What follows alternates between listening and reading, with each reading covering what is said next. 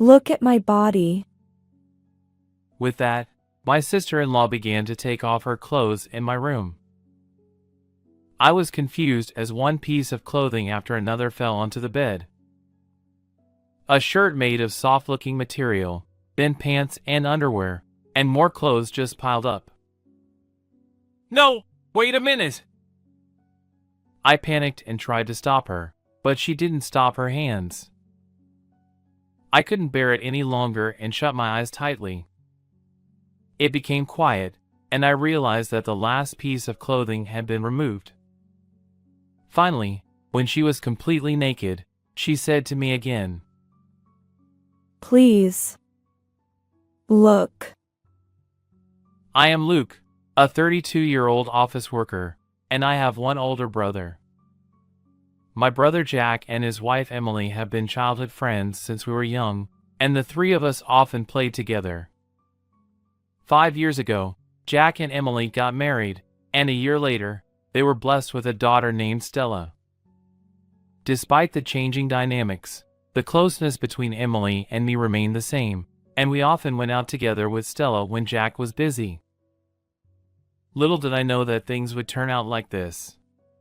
It all started on the day Emily took off her clothes. At the sound of Emily's voice, which seemed to be in pain, I prepared myself and slowly opened my eyes. "What?" To my surprise, I couldn't hide my shock. Emily has red-black scars and purple bruises on her pale skin. Even to an amateur eye, there were plenty of them, ranging from old to new, too numerous to count. Clearly, these were not naturally occurring, and I was taken aback. "What happened? Those marks!" When I asked hesitantly, there was a moment of silence, and she seemed to struggle with how to convey it. After about 2 minutes, Emily tearfully whispered, It was done by Jack, your brother. At first, I couldn't comprehend it. Slowly piecing together the meaning of her words, I was simultaneously shocked. "Jack did that?" Certainly, Jack had been the type to lose his temper and throw punches during childhood fights, leaving me covered in bruises.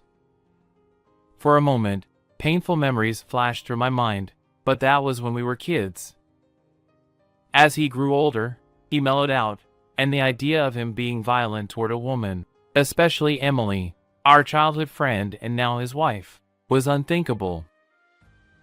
For about a year now, it's been happening every day. At first, I thought it was stress from work and parenting. The situation escalated day by day, and she started receiving verbal abuse regularly. I couldn't bear it anymore. Emily continued. Today, that person forcibly kicked me out. I couldn't bring my daughter with me. With no other family, it's just you, Luke. Emily lost her parents early on and was raised by her grandparents. However, recently, her grandparents passed away, leaving only me and Jack as her family. That's why I couldn't believe Jack would do such a thing to Emily, who had been like a true family member since childhood. It's hard to suddenly say something like this, but I have no one else to rely on. I was shocked and couldn't find words. Although he usually helped with household chores and parenting, there was a sudden switch in his behavior. Having experienced similar harm from Jack during my own childhood, I found Emily's words credible. I covered her trembling shoulders with a blanket. I've endured it because I didn't want to take my daughter's father away, but I've reached my limit, she said tearfully. Why is he doing this to Emily, who sacrificed herself to protect her child? Yet, at the same time, I felt pathetic for not knowing anything for a whole year. I went through something similar as a child too. I believe you, Emily. I'm sorry I didn't notice sooner. Luke isn't at fault. I'm also to blame for hiding it.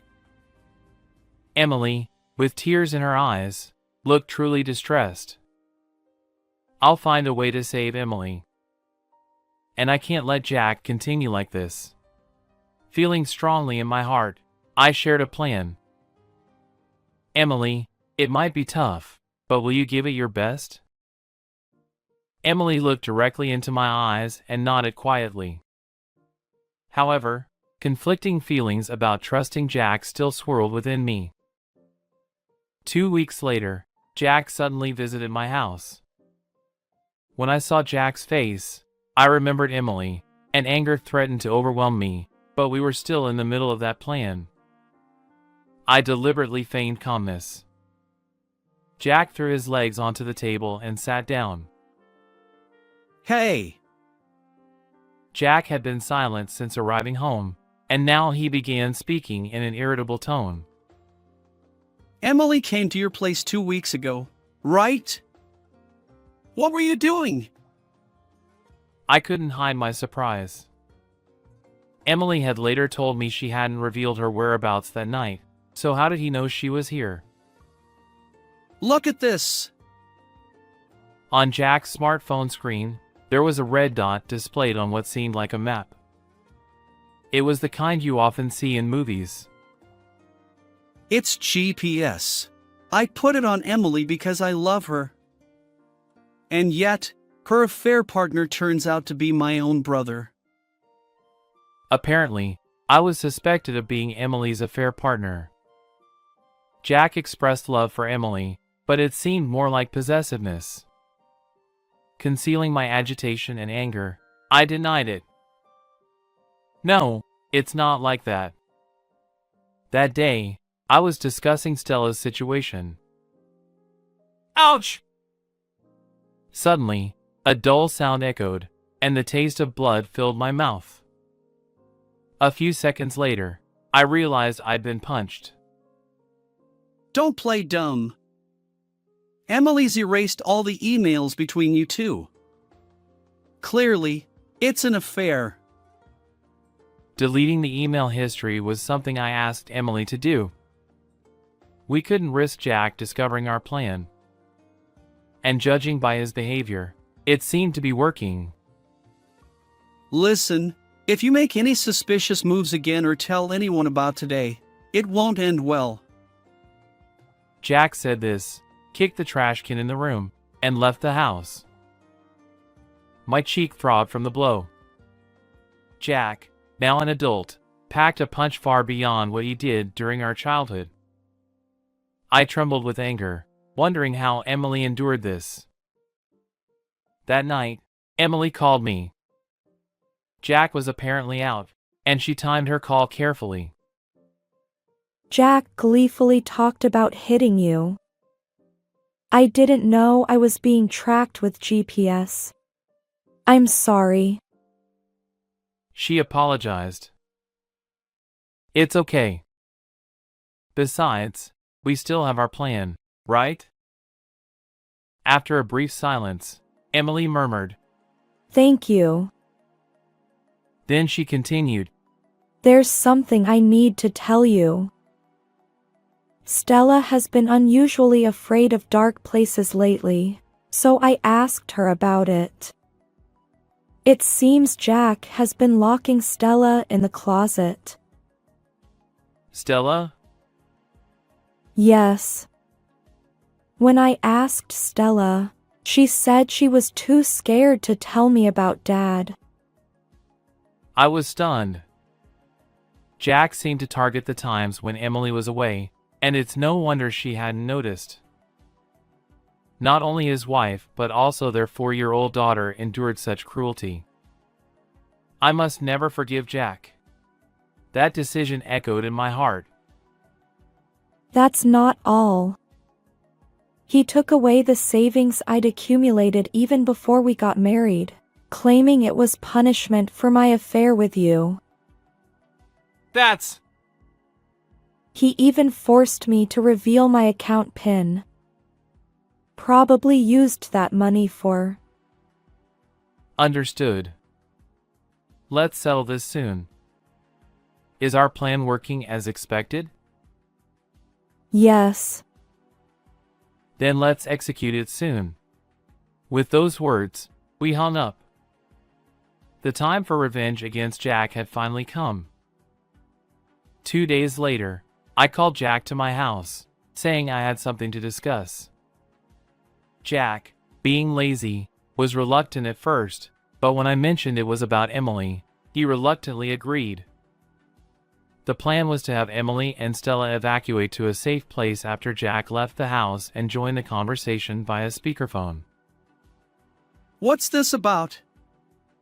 Finally ready to confess your affair with Emily? Jack still thought I was having an affair with Emily and seemed pleased to finally corner me. Despite having repeatedly hit her and going out to have fun himself, he had the nerve to say that.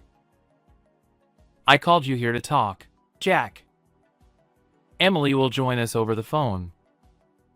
First, I want you to see this. I took out a small black device from the desk. It was the same one I had given to Emily the other day. A camera? Yes, a hidden camera. I had it hidden in your house. Jack's face showed a mix of anger, confusion, and panic. He seemed to realize the significance of this. You understand, right? This camera has recorded you hitting Emily and Stella. I'll just destroy it. It's useless. The data is saved on a certain computer. Jack's panic and confusion turned entirely into anger. He stood up roughly and grabbed me by the collar. His pupils were dilated, indicating extreme agitation. You think you can get away with this? Jack started hitting me repeatedly. His punches were heavy, and each blow to my cheek caused a dull pain.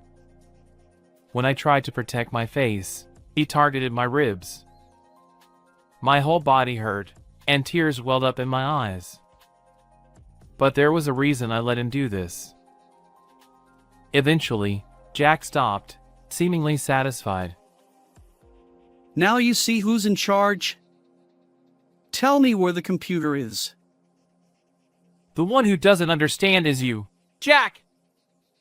Did you think I wouldn't take any precautions after you hit me last time? This is all recorded too. Yes, I had also set up hidden cameras in my own house. Jack clicked his tongue loudly and kicked the chair he had been sitting on. So, you're going to use that video to reform me? The problem isn't me, it's those idiots. He showed no remorse, and hearing him say this in front of Emily, even over the phone, made me no longer see him as family. Jack, the video of you hitting Emily has already been submitted to the police. I said calmly, wiping the blood from my cheek. My plan was to record the daily assaults and report them to the police. I had made Emily endure it to gather evidence. I just reported it to the police, so they'll be here in about 10 minutes. The police? On the other end of the phone, Emily seemed to realize that Jack was physically hurting me and had called the police. Jack was clearly flustered, his face pale, and sweat forming. Then he said, I was wrong. Huh? I promise I won't do it again. He suddenly started apologizing. Jack's abrupt change surprised me. However, I'm apologizing here. Surely Emily will forgive me too, right? and that's what Jack said. In the end, it seemed he was just afraid of police involvement, a despicable person. I won't forgive you. You can't expect forgiveness after what you did to Stella as well. Over the phone, Emily expressed her opinion clearly. It was surprising that Jack thought he could get away with hitting his wife and daughter daily, as long as he apologized. Why? Didn't we promise to love each other no matter what? The one who broke that relationship first was probably you, Jack. I don't think of you as my husband anymore. I've asked an acquaintance who's a lawyer to fight thoroughly. Jack, now desperate, was being contradicted by Emily, who had always obeyed him. I'm sorry. I truly am. So, please, spare me from the police. Jack repeated his apologies many times, but neither Emily nor I had any intention of forgiving him. Soon, the sound of sirens echoed, and the police arrived. Please, forgive me. Finally, Jack started crying loudly, desperately clinging to me with a tear-streaked face.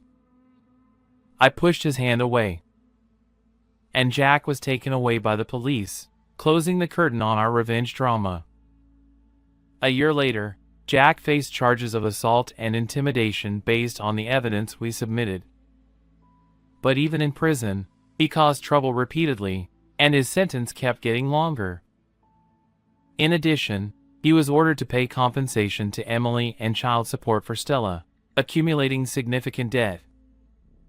Jack was estranged from his parents, with no allies left. Emily found a good person who loved her, knowing everything, at her workplace. They promised to marry. This person also had a good relationship with Stella, treating her like a real daughter. Stella gradually recovered from her trauma, and next year, she'll be in elementary school. I'm looking forward to seeing Stella as an elementary school student. How did you like this story? Don't forget to subscribe to the channel. Well then, let's see you in the next video.